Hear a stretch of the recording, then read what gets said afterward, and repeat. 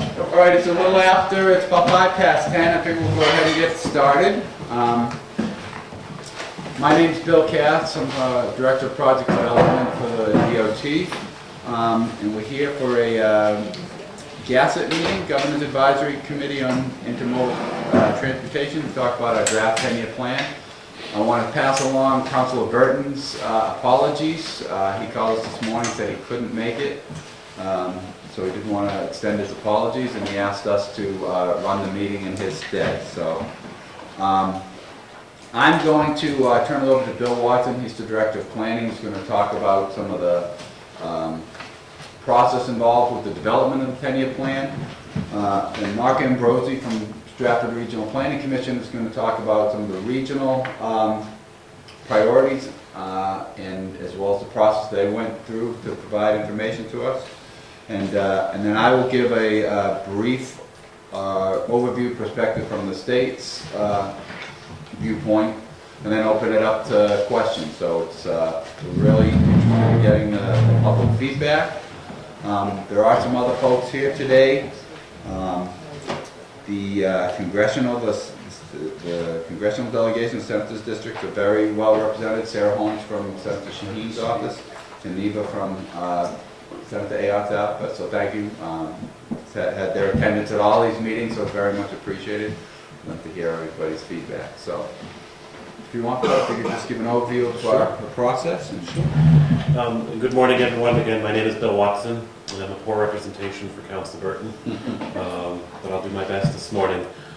The Councilor has been a chair of the Governor's Advisory Commission on Intermodal Transportation pretty much since the creation of the 10-year plan process, which started back in the late 1980s under Governor Sununu.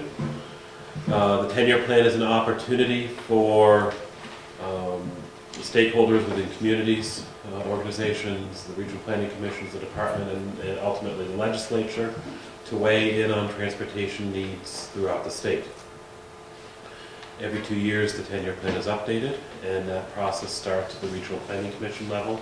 We'll hear from Mark in a couple of minutes about how that worked within the Stratford Regional Planning Commission area this round.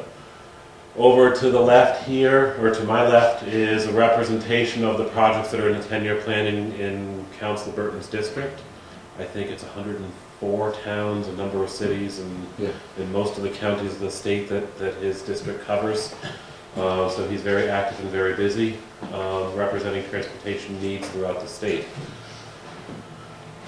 About a month ago now, the department put out a draft 10-year plan.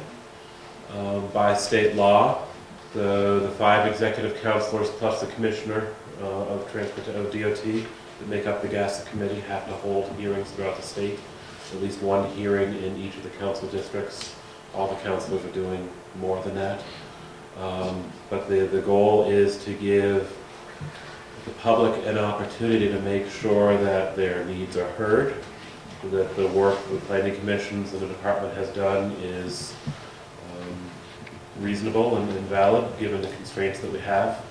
And then at the end of the 25 hearings, we're about halfway through right now, the council, the Gacit committee will get back together for 2 meetings. The first meeting will be on November 6th. The second meeting will be on November 20th. And in those 2 meetings, what the Gacit committee does is takes the recommendations. We summarize all of these meetings, specific issues, general themes for the Gacit committee to deliberate. And then by the end of the process in November, the goal is to have Gacit adopt a draft 10-year plan that will be then forwarded to the governor for her consideration. She has an opportunity to review it, make any modifications, any recommended changes to it, and then from her desk it's forwarded to the legislature, starting the House Public Works, to go through as a bill through next session's regular legislative process, starting in the House, crossing over to the Senate, with the goal again by the end of June, by the end of session next year, to have an adopted 10-year plan.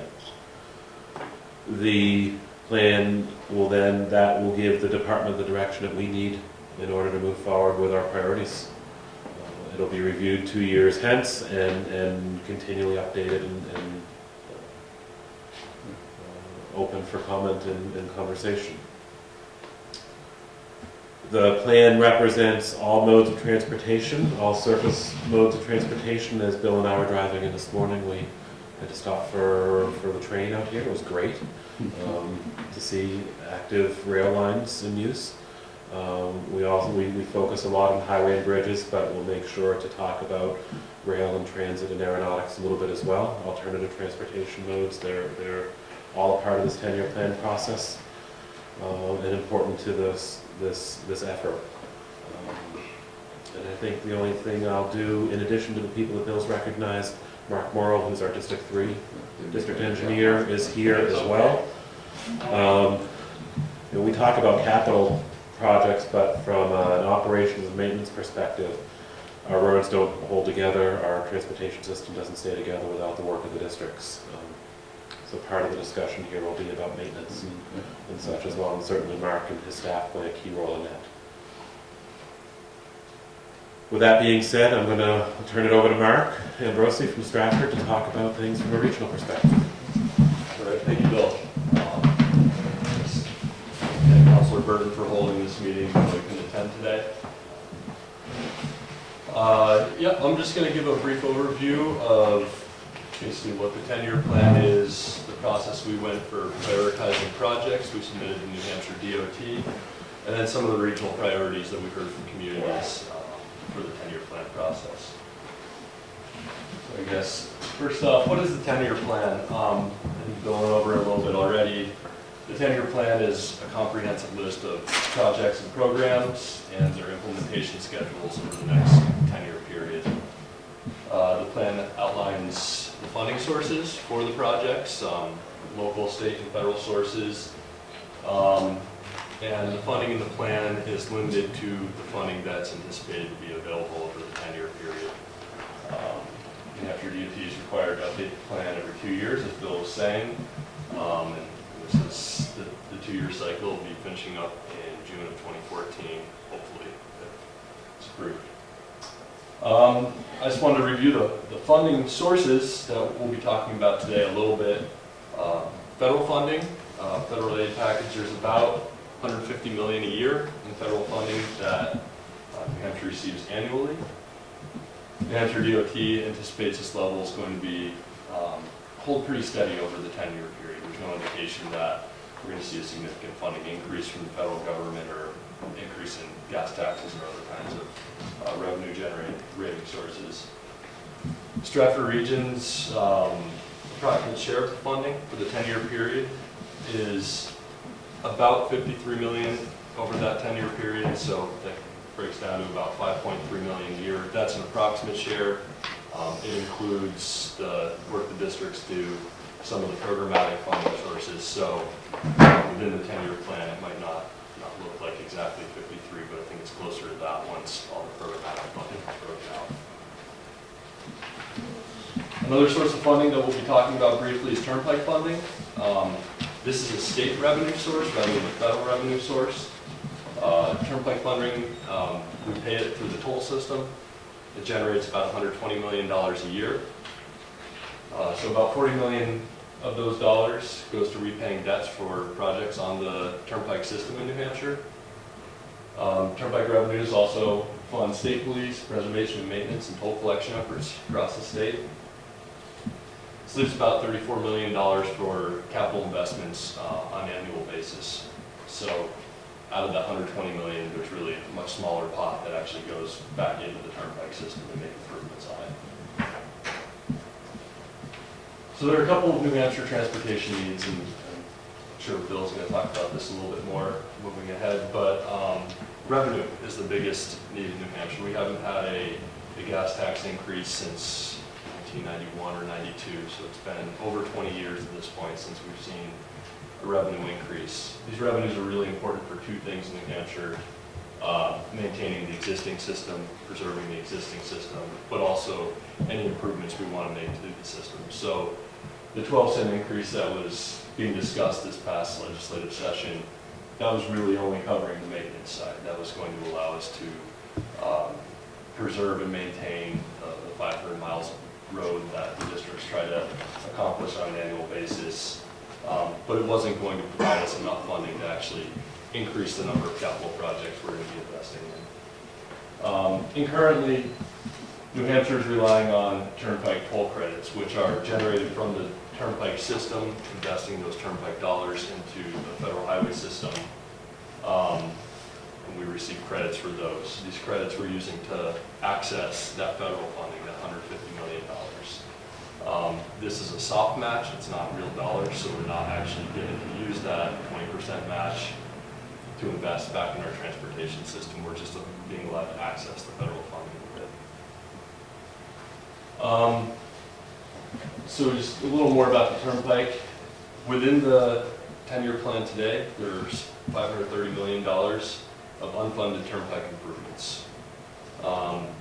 Projects in the Stratford region include the Dover side of the Little Bay Bridge project, so that's basically the bridges up to the tolls in Dover. And also, we would like to see Spalding Turnpike Exit 10 project included in there. See, all these projects increased for the turnpike system, there needs to be a toll increase before we are able to accomplish that.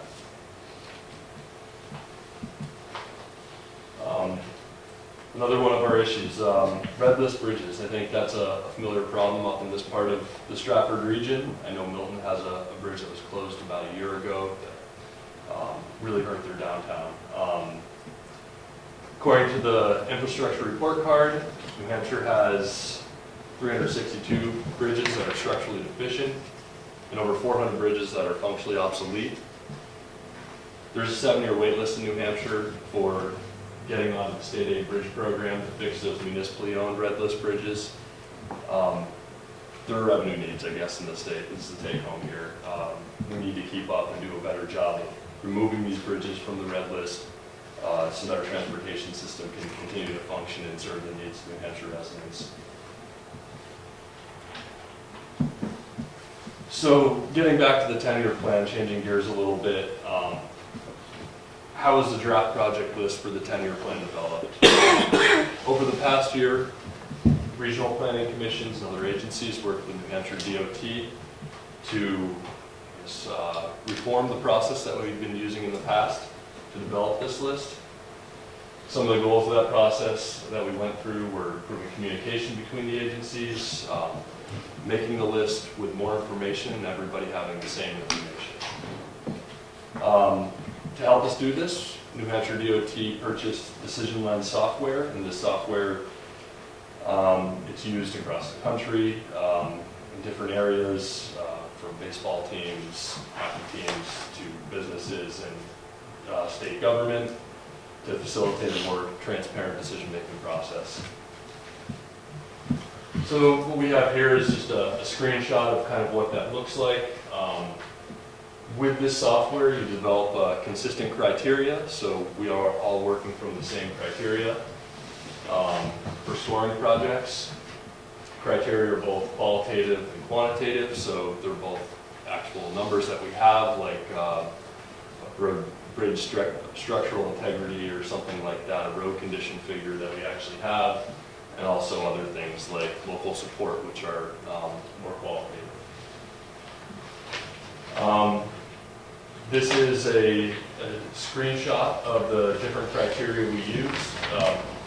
Just briefly, there's state of good repair, safety, mobility, environment, network significance, level of support, economic development potential, and potential for success were just a few of them. One of the things I'd like to note on this is the SRPC regional scores were very close and consistent with the New Hampshire DOT scores for this process. I think that shows that our goals are pretty similar, and we're on the same page about the types of projects that we're looking to pursue in this region. So the top 3 Stratford criteria from the Decision Lens process were safety, state of good repair, and alternative modes of transportation. In this image here, we have the projects that we scored within our region. We were able to score over 90 transportation projects. In that process, we reached out to the communities in our region, We have an internal list that we were using as the basis. We reached out, tried to find any projects we were missing or projects that we didn't quite have right on our list, and make sure that they were right when we were scoring them. So with safety, corridor safety is one of our really important issues in the region. We have some really busy commuter routes and tourism routes. I think Route 16 is a great example of something that on a Friday or Sunday you're going to see a lot of traffic on. Other routes that are really important to the region, Route 11, Route 125, up here Route 153 and 109 are also pretty important state routes. For this process, we scored 29 intersection projects along those routes. For bridges, we scored every single red list bridge and bridge that was considered structurally obsolete or functionally obsolete within the region. That was 35 bridges. We also scored 29 livability projects, which are projects more related to pedestrian and different types of modes, the safety for those types of modes. State of good repair. This was a major topic, and I think it's something that hits home up here. Everybody's seen the frost heaves and things out on the road. So basically, neglecting New Hampshire roads is costing New Hampshire motorists money. Annually, New Hampshire motorists pay, on average, $320 a year for car repairs from driving on deteriorated roads. I think these consequences can already be seen on the state secondary highways. Routes like Route 109 is a good example of that. We've heard from Brookfield that that road needs to be repaired. New Hampshire DOT does not have enough money right now to focus on all the secondary roads. I think they're doing a really good job at prioritizing and maintaining the roads that are, see the highest use, but there needs to be more funding to keep the secondary state roads in good condition. So by neglecting road maintenance in the short term, we're driving up the cost of repairs. I think Commissioner Comeau said this at one of his recent meetings. Fixing a road in fairly good condition costs around $50,000 per mile. Fixing a road that's really allowed to fall into disrepair costs closer to $1 million a mile. So there's a big difference, and I think it's really important that we're investing in our roads that are in fairly good condition, but also, where possible, fixing those other roads that fall into disrepair and then maintaining them and keeping up with them. One of the troubling statistics is that 37% of roads in New Hampshire, our state-maintained roads, are currently in poor condition. And that number climbs annually because we don't have enough funding to keep up the pace. One of the other major topics, alternative modes of transportation. One of the Department of Health and Human Services' primary goals on their 2012 through 2015 New Hampshire State Plan on Aging is they want seniors to be able to age in place. That's a big goal, and I think that that's something we see up in this area quite a bit. For that to be possible, it's really important to be investing in transit and making sure that these folks can be, accessing groceries, employment, recreation, and healthcare services. Some of the routes that we have in some of the services we have in this area already are Coast Route 6 in Farmington. Ready Rides is a new service that's out of Northwood, but also serves areas up into Stratford. Wildcat, UNH Wildcat Route 125 service just started up this past year. The Community Rides North Bus have run through Coast in the Alliance for Community Transportation. Serves a lot of the communities up here. I think Brookfield, Wakefield, Milton, and Middleton and New Durham, I believe, are all covered by the Community Rides or the North Bus program. Actually, an image of that over here, ribbon cutting ceremony from a few years ago. The Clipper Connection is another service that Coast just began offering that provides rides from Rochester to the shipyard and Hughes International Trade Port, and that's been a really successful service. So we're accomplishing a lot of these goals right now, getting people to work, getting people to healthcare appointments, but that funding needs to continue so that we can continue these services and make sure that people can age in place in the region. Another need that New Hampshire DOT has talked about a little bit is making a set aside of the congestion mitigation and air quality funding that they receive from the federal government for transit, for capital purchases, replacement of buses and coaches. And another idea that's been floated out there is using some of that funding as a set aside for rail. Some of the other regional needs, we've heard from Wakefield in one of our meetings with them that in the summertime they have a big tourist population and they would really like to see their community be a little bit more bike and pedestrian friendly. So one of the things they talked about was making sure there's bike lanes on roads like Route 153. Park and rides is another thing we've heard about.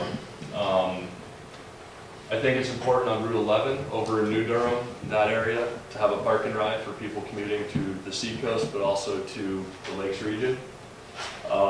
Another spot we've heard would be a good location for a park and ride is right on Route 16 after it goes from the limited access highway system to a more two-lane highway. I think there is a need for a park and ride in that area at some point. Rumble strips are something that I think everybody up here is familiar with on Route 16, and they've really helped the area as far as safety goes. I think DOT right now is working to reduce the, the speed and some of the classifications for roadways so that they can install rumble strips on more of the state highways up here where the speeds are high and we have issues with people coming over the center line. I think we've seen rumble strips save a lot of lives up this way, and we'd like to see more of those. Another thing is intersection improvements, specifically along Route 11. There's a lot of dangerous intersections. I think we can do a better job, and I think DOT is working towards making improvements to a lot of those intersections on our main commuter routes. I want to talk briefly about one of the big projects in our region that I think would benefit the northern Stratford region also. This is Spalding Turnpike exit town and the Route 108 complete streets enhancements. It doesn't seem like there's a real close connection with this project in this area, but I think one of the things to remember is this project is really looking to promote economic development in the Stratford region north of the Little Bay Bridges. So north of Dover and north of some other areas. The proposed location for exit 10 off the Spalding Turnpike is basically at the Dover-Rochester town line. The access road in the preferred alternative from the 2003 study basically comes over to 108 just south of White House Road at basically the Somersworth Rochester town line. Just north on 108 is the Granite State Business Park, and south on 108 are a number of healthcare facilities, Velcro, Contitech, Thermopole International, a number of other growing companies in the area. So what we like about this project is the idea that it may bring jobs closer to this area up here. It may bring more jobs to the Stratford region, good paying jobs that allow people to enjoy shorter commutes to their workplace, and folks commuting from up in this region can still enjoy the rural lifestyle while having employment opportunities. We think that's a big thing for the region. Some of the rationale supporting this project. Average daily traffic on Route 108, we see about 17,000 vehicles a day along delay times. That number hasn't changed too much from the 2003 study, but the delay times have gotten a lot longer. There's a lot more access points, a lot more businesses on the roadway, and it really does take a long time to drive that stretch from Dover up to Rochester. Crashes, we've seen a significant increase in traffic accidents on Route 108 over the last few years. We're also seeing a lot of pressure on the local roads. People are diverting off of Route 108 to use less traveled roads, but fortunately they're usually locally managed and maintained roads that aren't designed to handle such high traffic volumes. Route 108, we also see multiple users on the roadway. There's motorists, there's freight transport, there are pedestrians, there's transit users, and there's bicyclists on the roadway. Right now, it's really not designed to handle anything but motorists. I know Coast has the Route 2 service that runs on that line. It's their busiest service, and it's basically just dumping people off on the side of the roads with no interchange areas, no pedestrian facilities, no bus pullouts. It's just something we'd like to see improved. The other reason that this is an important project, I've already talked a little about it, is the economic development. Rochester's seen Albany International, Saffron Aerospace, the Goodwin Community Health Center built. There's been expansions again to Velcro, Contech, the Works. Wentworth Douglas just had a really large expansion, and First Memorial Hospital is up there. So there are a lot of jobs in the area already. We expect that to grow over the next 10-year period. We think that Exit 10 is really necessary to ensure that that happens in a safe way that allows for all users of the road to still use the road. So that's it for my presentation. Any questions? I'd be happy to answer those now. All right. Any questions for Mark? Okay. Good, Mark, thank you very much. That was good.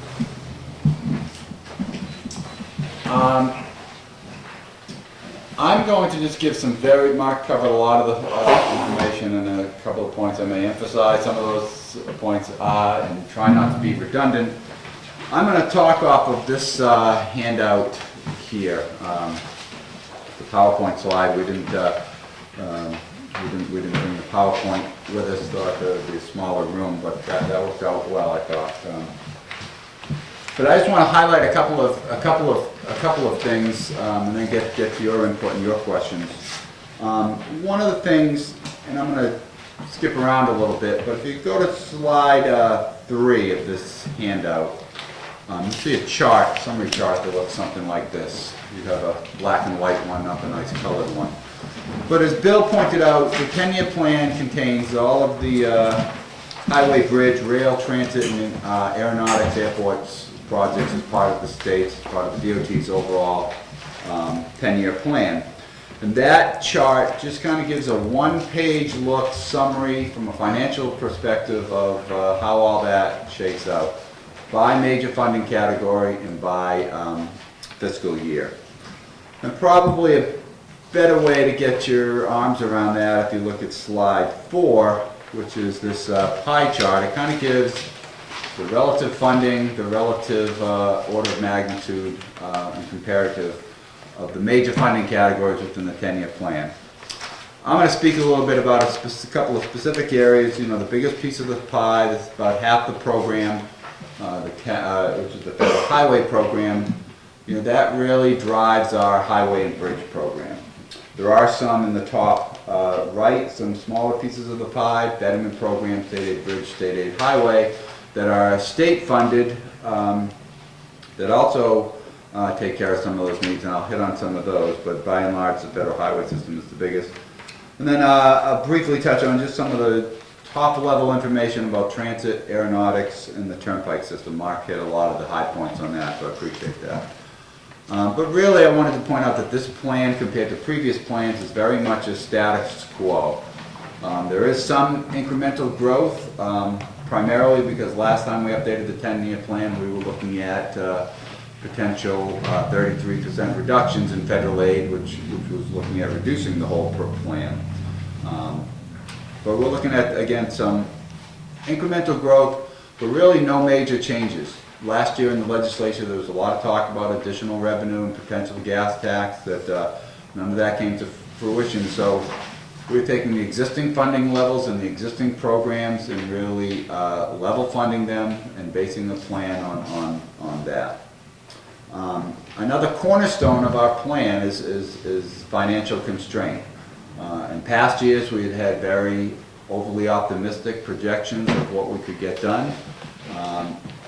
This 10-year plan again represents a financially constrained, where we're only putting forward or listing projects and programs that we think we'll be able to fund based on those funding assumptions. And as you heard from Mark, there are many more needs than there are resources. So the key word in this update of the 10-year plan is prioritization. We're trying to prioritize what we can do and make the best decisions and make the best use of those resources that we have to maintain the system. So we can't do everything. It really becomes a case of prioritization. That's where the feedback from the regional planning commissions, the feedback from you all, really helps with addressing that. And I guess with prioritization also comes choices, and making those choices, we've really tried to balance between a lot of different needs. You know, we have a lot of needs for preserving and maintaining the existing system. We have a lot of needs on the turnpike system. We have a lot of needs to address redless bridges. We have a lot of needs and priorities that have come forth for other system improvements, you know, primarily the lists and stuff that we have received from the Regional Planning Commission. So we have all of those needs, and this plan also represents, you know, trying to balance out those needs and you know, not you know, we're not taking care of all the needs in one area. You know, it's kind of being spread around and trying to balance all of those. So, you know, as a result, you know, we've tried to accommodate and tried to include in this some of the new projects, like Mark pointed out. You know, the highest priorities that came forward from the Regional Planning Commission. The Rapid Regional Planning Commission was the Route 108 corridor. Have included that at the end of the 10-year plan. So again, more priorities, but we did try to accommodate. We did try to include the highest priorities. So the next area, I just want to point out a little bit of summary, just so everybody understands where this funding goes. And if you turn to slide 7 and 8. Slide 7 is a summary. I pointed out the biggest piece of the pie, which was the federal highway program. And that chart on page 7 kind of shows where the funding goes in terms of major category of work. Preservation, how much goes towards preservation and maintenance, how much goes towards bridges, how much goes to things we have to do, how much goes to the individual type of projects that have come forward. And maybe an easier way to look at that is on slide 8, where we kind of summarize it in terms of an average annual approach. If you look at any one year, we get about $150 million per year. About half of that $150 million goes to what we kind of categorize as preservation and maintenance activities. That's the paving work, like the paving that's being done on Route 16 this year. It's addressing the redless bridges, things of that nature. So that takes about half of that annual funding. Then there are certain mandated federal programs that we have to do. CMAQ there stands for Congestion Mitigation and Air Quality. That is a mandated federal program. It has its own kind of rules and applicability of what can be done with those funds. Talk a little bit about that. There are a number of transit activities and stuff that utilize that CMAQ funding. The other major kind of mandated federal program, HSIP, stands for the Highway Safety Improvement Program. Again, it has some rules and requirements for what can be done with those fundings, but it's really geared towards safety and getting the most out of those safety funds as we can. That takes care of some of the more higher concerns of safety in terms of intersection improvements. Systematically, things like installing rumble strips around the state like we have here on Route 16, you know, that's what that program kind of takes care of. But that's about $30 million a year of that 150 in those mandated programs that we have to do. Then there's also debt service for the I-93 construction that's going on. The construction that's been done to date has been funded by Garvey bonds, which means we have pledged future federal funding to pay off those bonds, to pay off that debt service, and that's about $17 million per year. And that's every year in this 10-year plan to pay back those bonds. And then there's some administration, the engineering to develop the projects, and the right-of-way funds to, you know, acquire the necessary property. With all that said and done, out of that $150 million a year, by the time we take care of everything that we feel is, you know, we have to and should be doing, it leaves about $25 million of discretionary funding to address, kind of those individual projects, those extra enhancements to the system. Primarily addresses those lists that come forward from the Regional Planning Commission priorities. So just to put in context the relative magnitude of things we're looking at. So again, we've got a long list of priorities that come forth from the Regional Planning Commissions, and it's kind of that level of funding that we're using to address those. So I'll just hit some of the other quick highlights. I'll jump to the other highway funded programs. I think Mark hit a number of the other aspects of the federal program in his presentation. But if you turn to particularly slide 13, that addresses the betterment program. The betterment program is funded at about $22 million a year, constitutes 3 cents of the gas tax. Gas tax revenue is slowly declining as cars get better mileage and people are driving less. And that $22 million a year has been relatively flat since the mid-90s when the gas tax was last increased. So one of the issues with that and with our whole program, we have level funding, but costs continue to increase. So every year we are doing less and less with those funds. Slide 13 again just shows where that betterment funding goes to on an average annual basis. But the betterment funding is really what is at Mark Morrell's and the district's disposal to take care of the maintenance activities on the system. So that $22 million a year is distributed among the 6 maintenance districts. About half of that funding annually goes to just maintenance type of resurfacing of roads, for example. About $12 million a year. Divided by the 6 districts. District 3 in this region has about $2 million a year to pave roads in the district. The federal funds go to roads like the national highway system, like the interstates, like the Spalding Turnpike, like Route 16. This betterment funding is takes care of all of the other state routes, all of the other state roads, like 109, you had mentioned that, like 153, like 171. All of those other state routes are what the betterment program funding is what Mark has to take care and pave and maintain those roads. So I just wanted to put in relative context where that goes and what some of the demands are on that. And if you look at slide 14,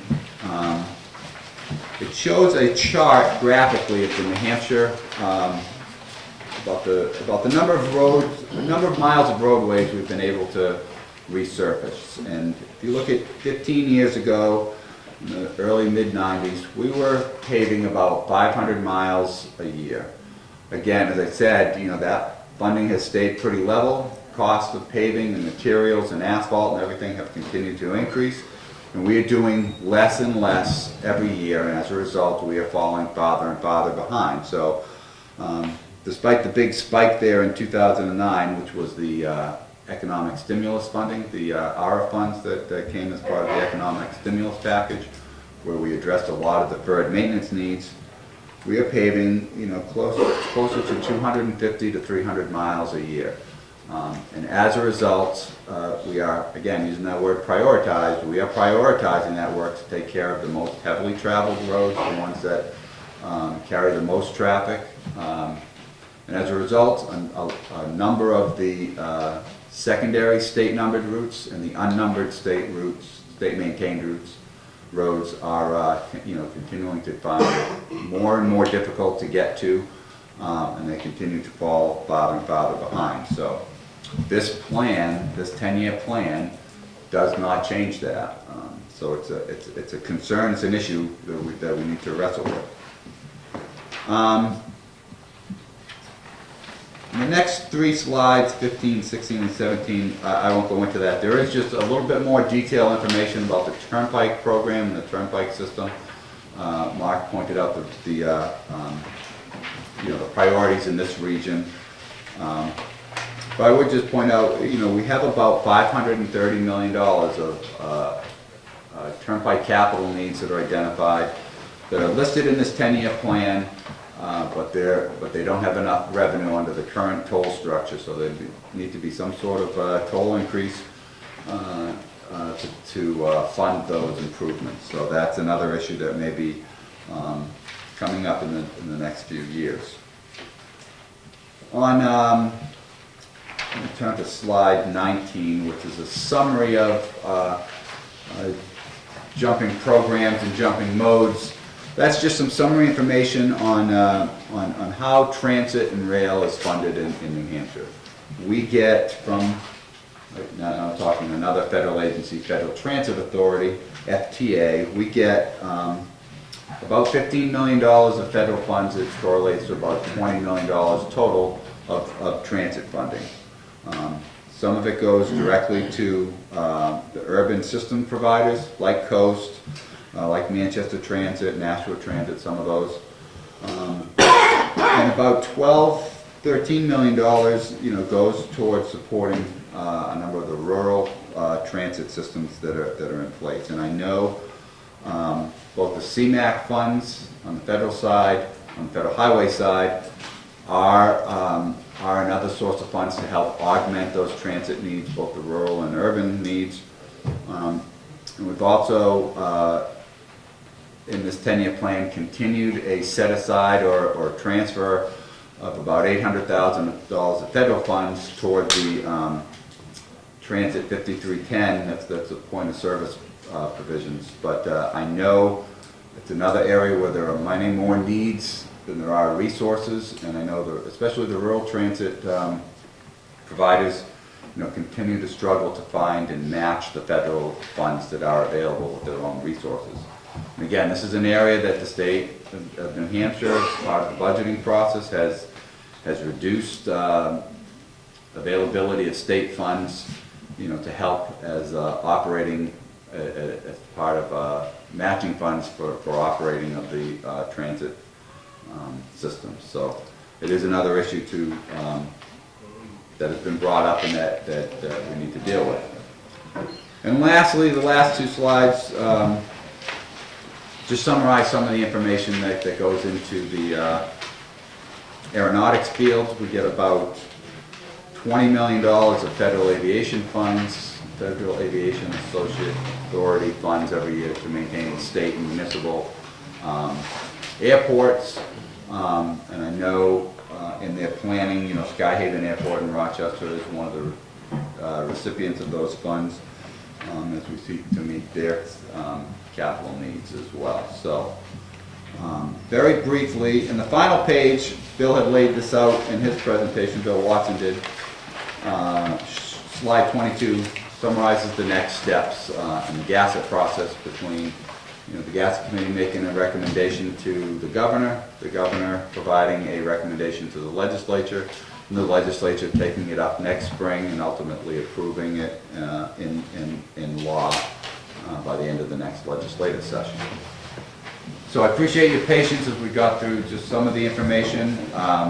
Again, there's more details in the handouts, but I think at this point we'll turn it over to you all and answer to speak, and we'll try to answer whatever questions you have. I have three speakers that have signed up to speak. So we'll just start down the line. First one, Brad Nichols from Coast. Thank you. If you don't mind, I'll just... By all means, sure. Thank you, I appreciate the opportunity again. My name is Brad Nichols, I'm the Executive Director of the Coast, the regional public transit system for southeast New Hampshire. We're sort of at the northern reaches of our boundaries here in Wakefield. We do provide service here in town through the North Bus, and Diane might mention more on that when she speaks.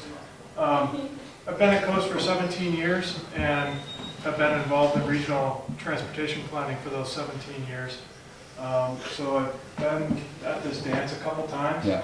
I'll try to keep my comments brief. My comments are directed more to our elected officials in Concord than anybody else. I think the DOT is doing a fantastic job with the very few resources they're being given to work with. Our organization has been exploding We've grown 153% in the last 13 years. Most of that's through the Congestion Mitigation Air Quality Program, the CMAQ program, and our pretty aggressive approach toward going after those funds to expand services that are available to folks in the region. We will carry this year, for the second year in a row, over 500,000 riders. And that is our region, Greater Seacoast region. I know some of you might say that's a stretch to call this the Greater Seacoast region, but sorry, that's how we define it. Carries more folks through public transit than anywhere else in the state. Between Wildcat Transit, publicly supported services at C&J through purchasing of their buses, and Amtrak Down Easter, we carry the bulk of public transit riders in the state. We have been able to expand up into the area, and we're really excited about some of the new commuter services that we've been able to offer. Northernmost point of that, starting point of that is Rochester, and we've seen tremendous success with folks getting to primarily the shipyard on those services. But we hope to see folks also starting to use that service to get to jobs at Keys. So, where we're seeing the greatest growth in our organization is in our paratransit services, so our on-demand services for individuals with disabilities. It's been growing 50% a year annually since 2007. In 2007, that service cost us about $180,000 to provide. This year it'll come very close to $1 million to provide that service. So explosive growth both in demand and in cost. It is the most expensive service for us to provide. Unfortunately, all that said, we face fairly stagnant funding at the federal level with increasing strings attached to those funds. We do not receive any state funding to support our operations, except in cases where projects are mandated as part of an environmental impact statement, like the Little Bay Bridge project, and we very much appreciate working with the DOT in those situations. But ultimately what's happening is there's increasing downward pressure on the communities that we service to make up the difference. And as you can see, basically an $800,000 increase over the last 5 years in one of our services puts a lot of pressure on local communities and is not, quite honestly, sustainable. Areas that we would really like to see support in the 10-year plan is the set aside for the CMAQ program. Our options for our capital needs have really shrunk as part of MAP 21, and CMAQ is really our only source to meet our capital needs from the federal side. We would like to see, as you had mentioned, a return of the operating subsidy back to at least 2009 levels, which was just under $190,000 for the entire state. I think at that point in time we got about $30,000. It's not a large sum of money, but it's something, and it does make a difference. And then the other area that we'd like to see support is commitment on working to address this issue of senior and disabled transportation and the explosive growth in this area where, as a public transit provider, we are mandated to provide these services, yet there is not a corresponding funding source to help us deal with that, the costs that are associated with that. We need help there, quite honestly. Some comments, just general comments on the 10-year plan. When comparing the 10-year plan to the DOT's vision, and this is not a complaint about the DOT at all, it falls flat. There's just a massive gap between our vision for what we want our transportation network to be and to look like, and what this plan will allow us to do in order to meet that vision. Paints a very bleak picture of the future where we continue to put off, or DOT has to continue to put off maintenance of our infrastructure to the next budget, the next election, the next generation. And quite honestly, it's not sustainable. Last year, we were impacted by that with the closure of the Whittier Street Bridge in Dover. It cost us about $15,000 to maintain service to that section of the city that had been cut off as a result of the closure. It's not an expense that anybody knows about except for us. But we had to maintain service to a very large housing authority property in that part of the city. There are costs associated, significant costs associated with the lack of proper maintenance or adequate maintenance that aren't necessarily reported out through traditional means. And I'm concerned about us being able to continue to serve multiple parts of our region with the services that we have today if we don't address some of the ongoing maintenance issues, whether those be bridges or roads. Some of our equipment just can't continue to travel over those roads and stay in good repair. I understand that these are incredibly challenging times.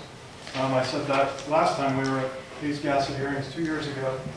I strongly believe that the general public is not well enough informed to be able to provide feedback to our elected officials on what it is they really want. And what I think we all want as residents of the state of New Hampshire are well-maintained roads that are safe and from the business side, allow us to move employees and goods efficiently and affordably. I think last spring the commissioner did a fantastic job of explaining that. He put it in very relatable terms. Unfortunately, he did not get support in Concord with our elected officials. But I would say if he did get support, our plan, this plan, would come much closer to meeting the vision of our state's residents and businesses. So thank you. Good, thank you, appreciate it. Good. Next, I have a card from David Ford from the town of Wolfboro. Hi, David, thank you for coming. Thank you. My name is David Ford. I'm the Public Works Director for the town of Wolfboro. And I want to speak to two things. One is a specific project that was finally included. It is the New Hampshire Route 28 improvements from the Alton-Wolfboro town line to Wolfboro Falls. Obviously, I think many people know that area. It's critical to the town of Wolfboro and to the county, because it is kind of Wolfboro is kind of a center with the regional school and hospital. So I'd like to write just a quick letter that was, and I'd like to give a copy for the record. Basically, it is the town is in full support of the proposed New Hampshire Route 28 project, and this project was removed from the 2007 10-year plan, and after 3 failed attempts, it has made the 2015 to 2024 recommended plan. The town of Wolfboro would like to thank the New Hampshire DOT staff, the Lakes Region Planning Commission, and the Technical Advisory Committee for their hard work and dedication to preparing the plan. The Board of Selectmen and taxpayers of Wolfboro have funded a $100,000 Route 28 corridor study and a context-sensitive solution process for evaluating the sections within this corridor. Town staff is continuing to work with community volunteers, New Hampshire DOT staff, and our consultants on developing detailed solutions that will meet the need of all stakeholders. This Route 28 project, as proposed, is scheduled for construction in 2024 for a total of over $10 million. However, the town is willing to work with your staff in breaking the project into smaller segments and possibly moving it forward on the schedule if other projects are not ready or if additional funding becomes available. Again, you have the Board of Selectmen and town staff in full support of this proposed project, and we look forward to working with DOT on this extremely important project that will address public safety, intersection upgrades, drainage improvements, and roadway issues, and shape the future of our beautiful town gateway for decades to follow. And it's signed by the Board of Selectmen. And again, we just wanted to provide it and say thank you to the staff, and we know how difficult it is. That all being said, as a member of the Technical Advisory Committee, I think the one thing where this report does fall short and is actually showing the actual need and the problems within the DOT system. Today we discussed it, but I don't see it in the report. All the list of everything that I didn't make it in, kind of thing? Yes, absolutely. Because what happens is the politicians, and this is specifically for Ray Burton and all elected politicians, what they'll like to do is take this and say, hey, DOT says this is a great plan. And while I'd like to commend you for it, it's not a great plan. It's like you said, it's restricted, financially restricted. And I think in all those communities now, we are shifting a lot of the burden back to the communities. And as you very clearly said, we're going to take care of the roads with the higher traffic volumes. And that means us up here, we're going to get less and less maintenance, which means those roads are going to continue to deteriorate. As I worked very hard with the TAC committee in trying to get Wolfboro, this project, back on the list, we had to beat out 20, 30, 40 other projects, communities that didn't have the resources that Wolfboro had, to try to show the need. And I think we need, as a team, and Wolfboro is willing to do whatever we can, and that's one of the things that we're requesting, what can we do as a town to support DOT in the mission, which is to provide safe, reliable roads. Our economy is based on tourism, and that tourism means they have to drive up here. And these roads are critical. And if you fix all the roads down the southern part of the state, well, what happens when they get up here to Wakefield, when they get up to Wolfboro, they get to Meredith? There's many projects that aren't funded on this. And while we're excited to be on the list, that's 10 years from now. That road was overlaid with our money in 2009. Right. It's already cracking again, it's already falling apart. It's not going to make it. Wolfboro's committed, and we've worked with the staff, and we were very appreciative, and great people there. We're doing municipally managed projects, so we're stepping up. I think you got to look at this and say that we're failing. Because when I look at this level funding, and it's not level funding. It's in 2015 you're at 250 million. In 2024 you're at 203. And that's the project's taking into consideration inflation, but technically that's not more than a $50 million reduction over 10 years. The fact that we're not funding it, I think it needs to be pointed out more in the report.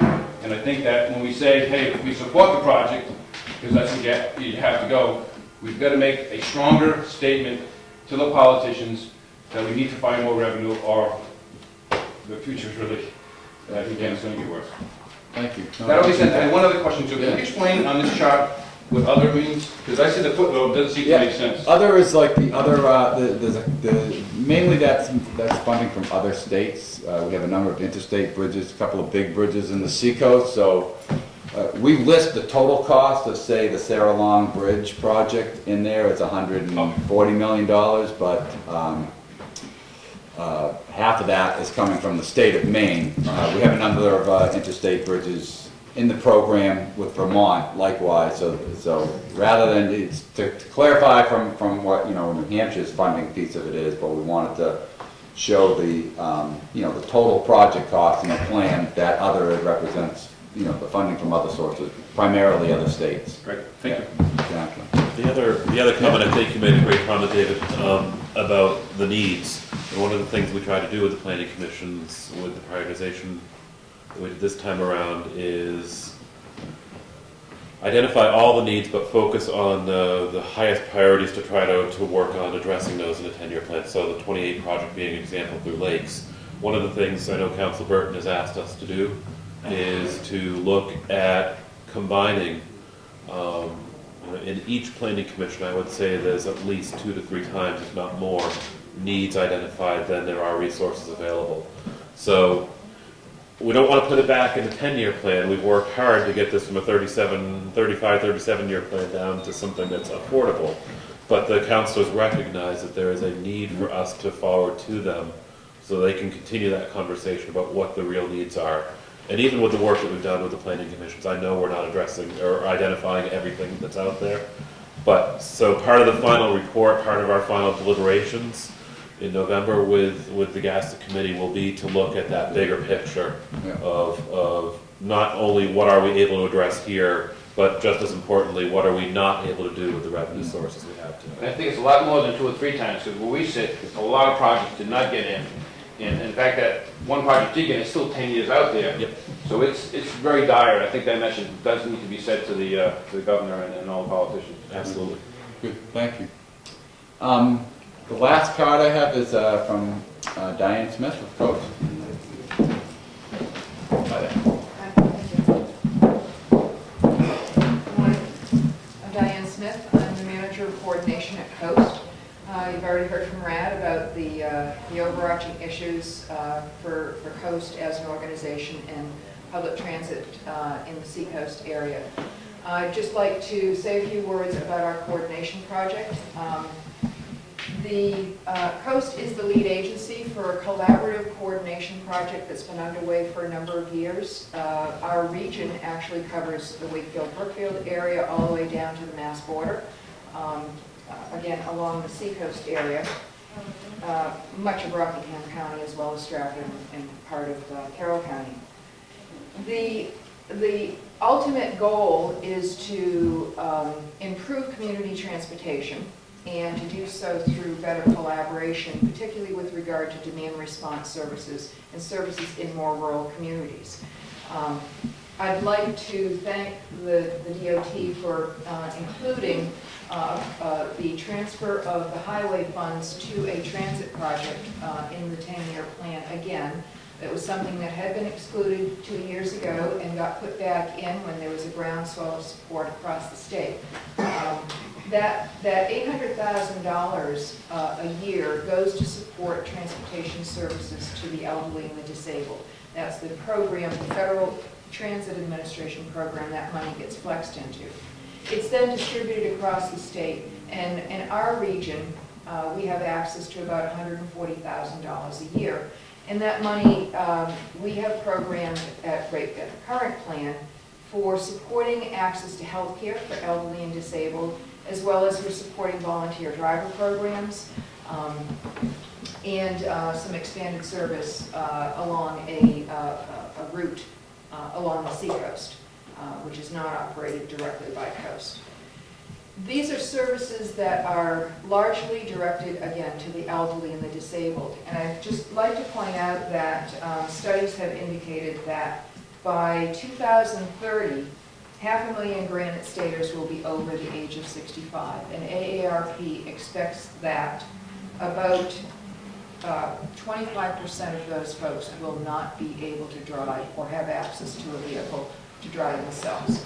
Now, we all drive in this state. We all appreciate the hard work that goes to maintaining our roads and bridges, and we know what challenges DOT and we are all facing. But I'd just like to remind folks that in addition, and I appreciate the balanced approach that you've talked about. I think that that's terrific. The state has also focused on aging in place from the human service side. And people aren't going to be able to age in place unless they have access to the services that they need. One of the projects that we started 2 years ago was really had a genesis here in Wakefield. I won't bore you with the details, but it's the North Bus project.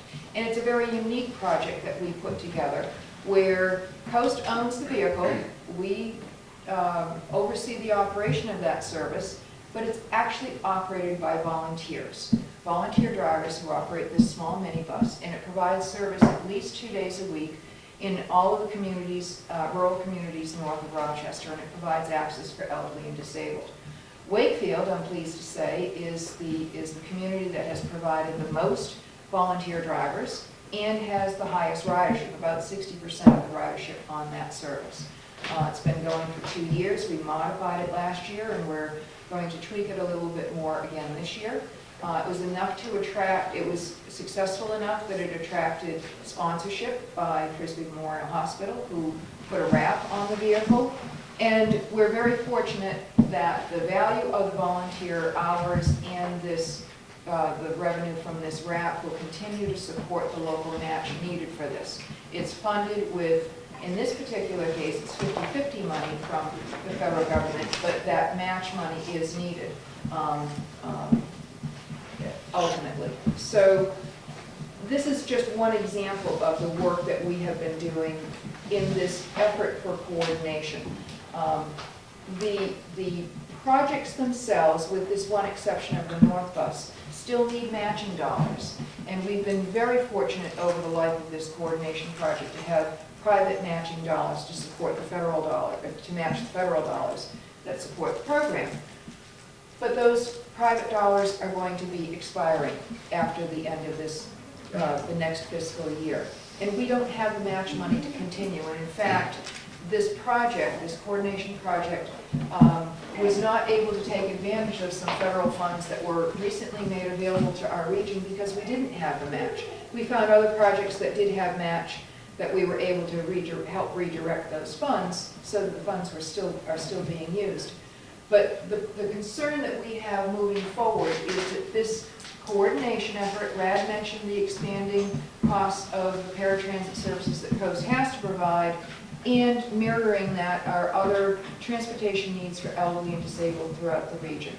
If we don't have an infrastructure to support these projects, we're fearful that it will collapse. And our desire was to begin to get the word out that there is, Brad had mentioned the state support. The state previously had supported public transit. We're asking for the state to consider having some funding available for these small dollars that will be needed, not just here, but this effort is being replicated across the state, for these matching dollars on the state level so that we can access the federal funds that are available through the New Hampshire DOT. Small numbers, but that the impact can be enormous to individuals that otherwise don't have access. That's good. Thank you very much. Appreciate it. That's all I have for cards. I'll do my best to really Burton invitation to go row by row, but I'll just throw it out there. Is there anybody else who has anything else to add or questions or anything else? Yeah.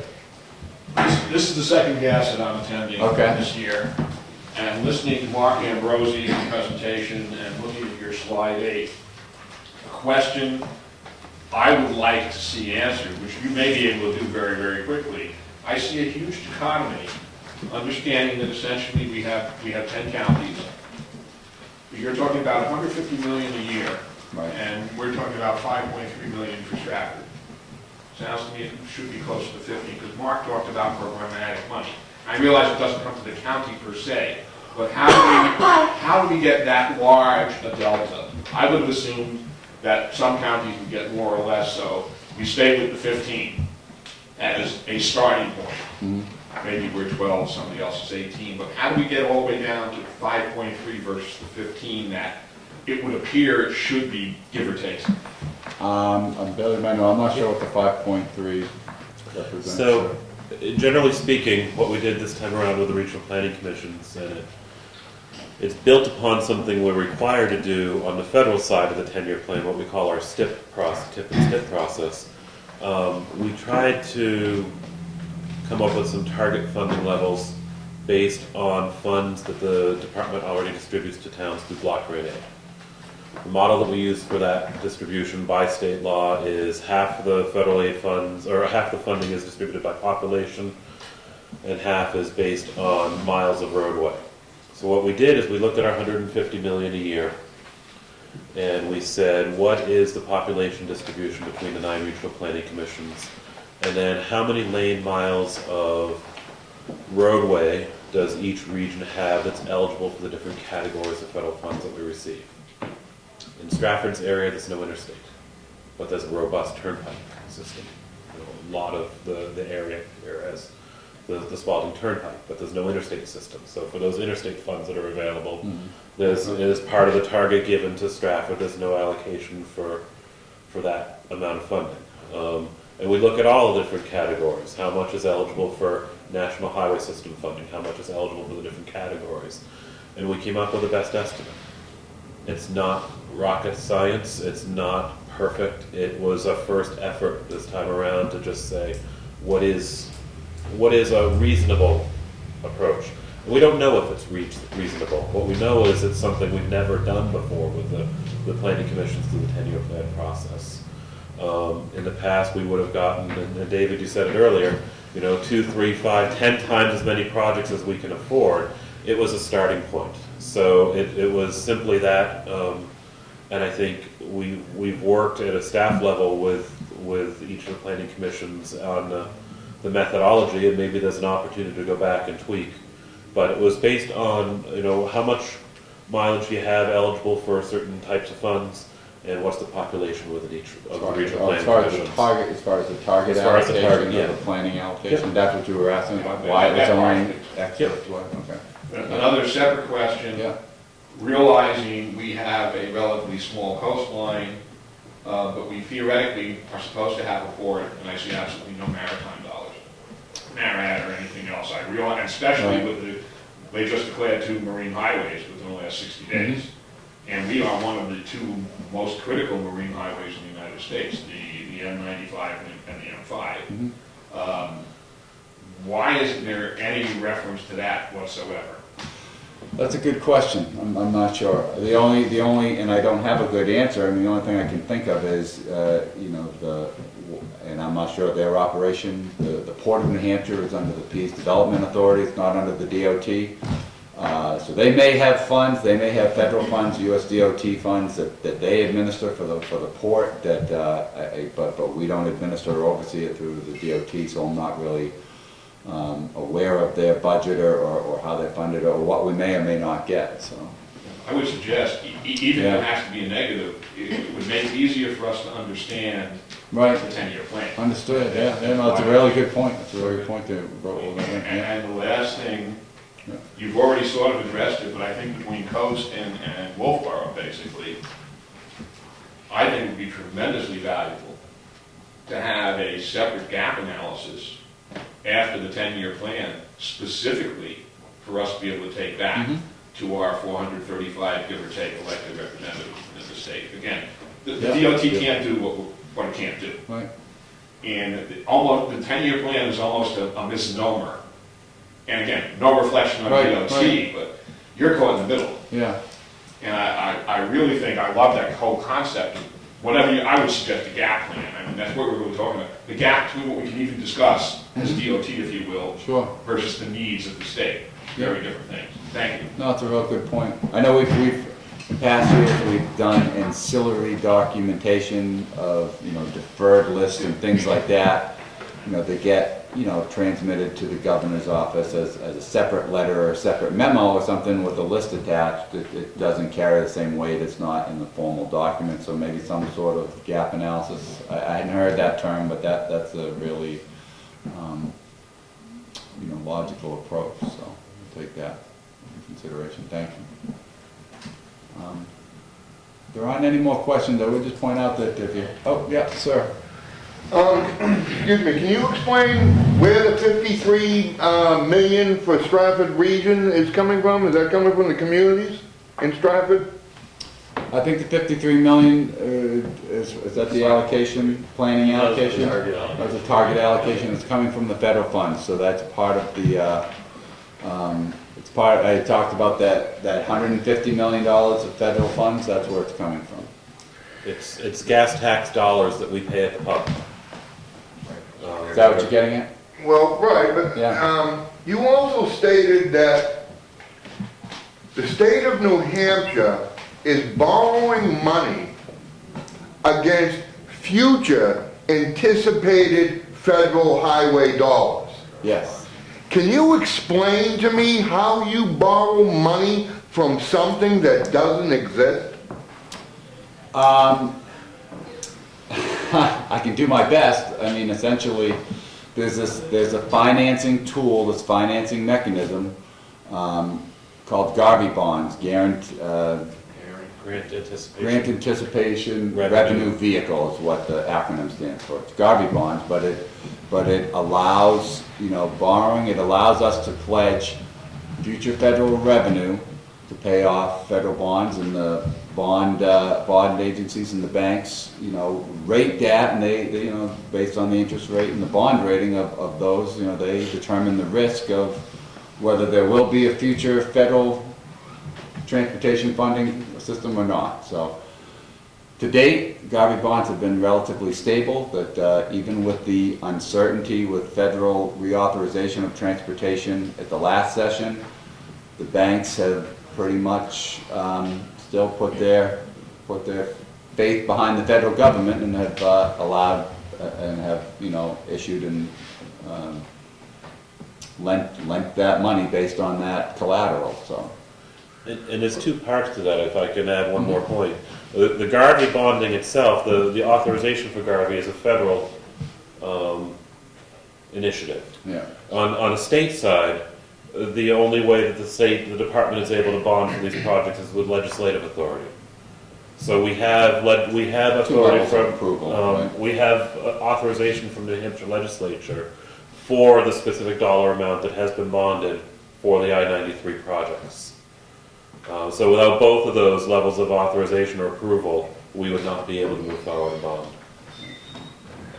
You also stated most of this $150 million is gonna have to come from revenue, and that's taxes. That's right.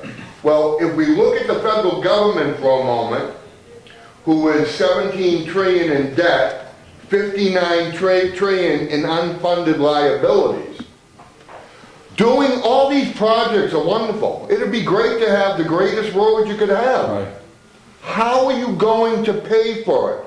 The federal government is going to default, and it could default as early as October 17th of this year. So now you're already borrowing money off anticipated funds that don't already exist. When the government defaults, we're going to be responsible. You're going to turn to us and say, now you owe it.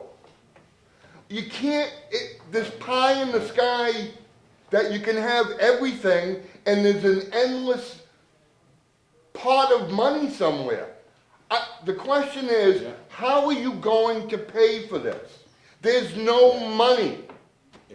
If my understanding, and I'm not a financial person, it's the banks that are at risk. We did not pledge the full faith and security of the state of New Hampshire behind those Garvey bonds. Our Garvey bonds pledged solely against future federal revenues. So if in a worst case scenario, and this is my layman's understanding, and it may be inaccurate, and if anybody else here has more information, please correct me. My sense is if in the worst case scenario, the federal government goes bankrupt and defaults, it would be the lending institution, it would be the bank that is out, and not the taxpayers of the state of New Hampshire. Again, that's my layman's understanding. Would you be willing to put that in writing? Well, I put it on videotape here, and I'm giving you the best answer I can, so it's, I wouldn't guarantee that that's right, but, Larry, do you know any more on? Well, my name is Larry Major, I'm with Pike Industries, and Yeah. I think one of the key elements here, when you talk about defaults and stuff like that, all the money that's raised by the gas taxes, federal and state, is mostly dedicated to the highways. It's not general funding, so you're kind of talking about two different pots of money, really. Right. Yeah, let me get to that detail, but you're right, yeah, that's true. There was a federal highway trust fund that's supported by the, the revenues from the federal gas tax and the tax we buy, and you're right, that is a little bit more insulated than the general fund, so. I think it's clear that we can all, most people can agree that through taxation is not going to support all these projects. No, that's true. I mean, we have a $1 trillion healthcare bill that we're starting on Tuesday. There's no money to, I mean, something's gonna break at some point, and I'd like to know, where all this money, how are you gonna pay for it? Yeah, that's the $1 million question? $64,000, $1 million question, whatever, yeah, you're right. I don't have an answer for you, so. But, well, yes, sir. Can I ask a couple of questions? You may. Is that all right? Of course it. It's clear that we have too much to do at the end of the money. There's no doubt about that, that's clear. My question is there a process in place currently where I've heard some numbers thrown out, like there's a 7-year wait to do something or so forth, but is there a current process where something that is identified as a need, a top need, that it gets on a list and it will be done within a certain time frame? Or is that all kind of unknown? No, it is, and that's part of what we asked the regional planning commissions to look at as well too. Take the existing projects that are being worked on in the 10-year plan, prioritize those along with any, new projects or new priorities and suggestions. And by and large, most of the projects, I think all of the projects that are in the 10-year plan that are being worked on were confirmed, validated by the regional planning's prioritization process as, yes, there's still priorities. They still need to be done. They still need to get going. Most of those are in some phase of being worked on, so it doesn't make sense to stop working on those to start fresh on something else. So by and large, new projects that come forward, end up toward the end of the 10-year plan. We have, an established list of projects, an established 10-year plan. Every 2 years, we update it and roll it out 2 more years. If there is something in the existing 10-year plan that we're working on that folks are telling us we shouldn't be, that it's not a priority, we need to hear that, because we need to be working on and doing, what's most needed. But with that said, it tends to be, we talked about, I think the gentleman from Wolfboro talked about it at the end of the 10-year plan, it tends to be the way it works. New projects being added, being thought of, we tend to respect the order of the existing projects in the 10-year plan. So that's, I think that is important. Yeah? But Bill, you also have, through betterment, through safety, you have ways to address specific projects that might pop up in a community that need to be addressed near term. So you have some flexibility within those, I want to call them block grant type programs. Sure, But yeah. where there aren't specific projects necessarily scheduled, there's just a chunk of money that's set aside for that. Right. What a great job you guys did with Memorial Bridge. Yeah, I mean, there are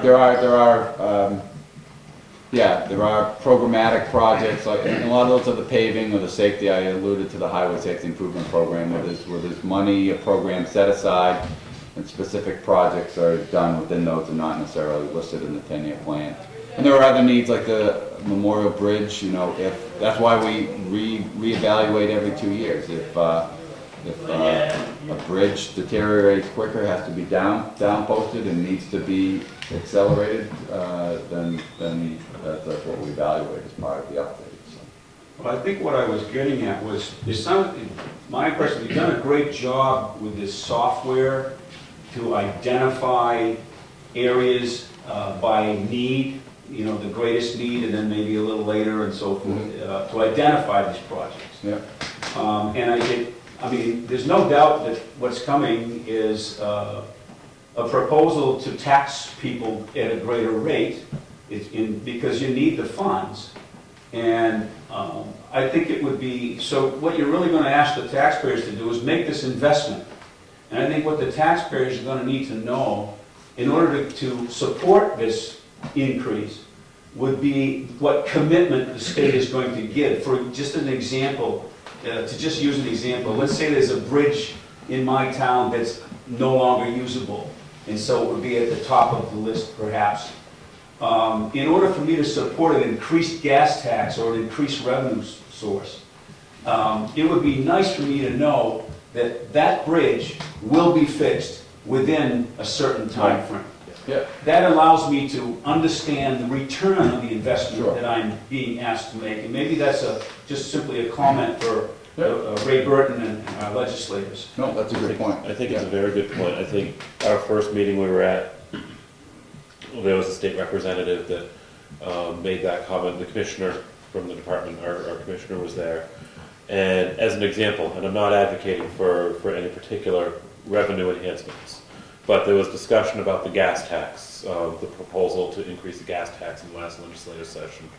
And the comment was made to the commissioner, well, we don't trust, the average citizen does not trust whether it's the department or the state or the legislature, however you want to look at it, how do we know that that money is going to be used for the purposes?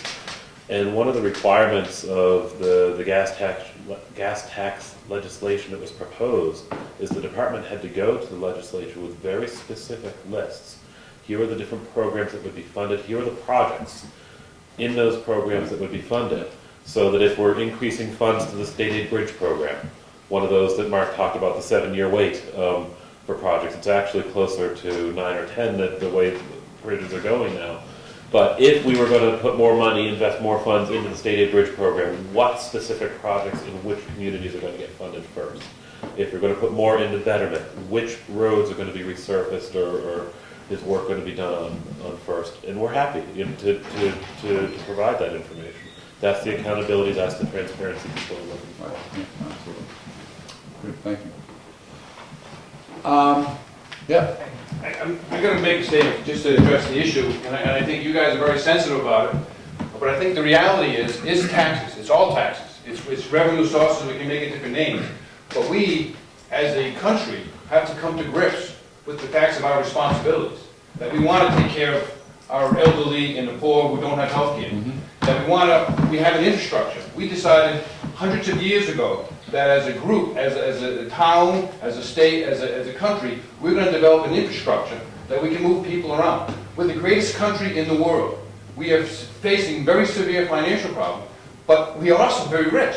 You drive down Route 16 and you see the people driving back with their boats, with their ski equipment, with their brand new vehicles, with their $100 per month smartphones. There's money out there. We all have to come to grips, and our politicians have to come to grips. But the reality is, we have to increase taxes. We have to increase revenues, whether it's gas tax, which we do. We have to pay for these. We have a responsibility. It's my opinion, but I'm just saying, I think somebody needs to stand up.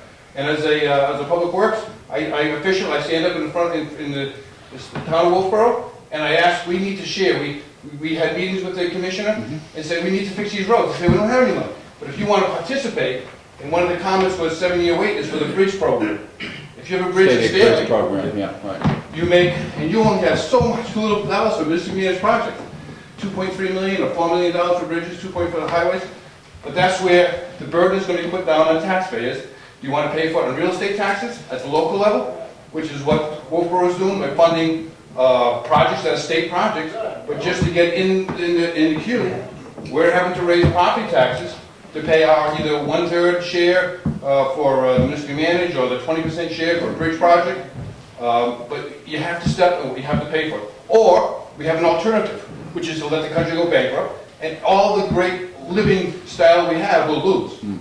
So you're going to make that decision. And I think people have to stand up, and I think someone at the state level, by seeing that difference, we've got to come to grips with the actually have to increase rent, and we have to increase taxes. Period. One last. I gotta respond to that. Can I say? How about if I let you guys? I appreciate the point. This is getting a little bit further away from ideology and apart from 10-year plan. But you guys are welcome to talk. I want to thank everybody. One point I want to talk. There is, if anybody, and for the folks at home that may be watching this, if anybody has appointments, anything else they want to say, NHDOT.com, there's information there about where you can contact us and send in additional comments, as well as Bill Watson's contact information that's on the paperwork in the document. So, thank you, appreciate it, thanks.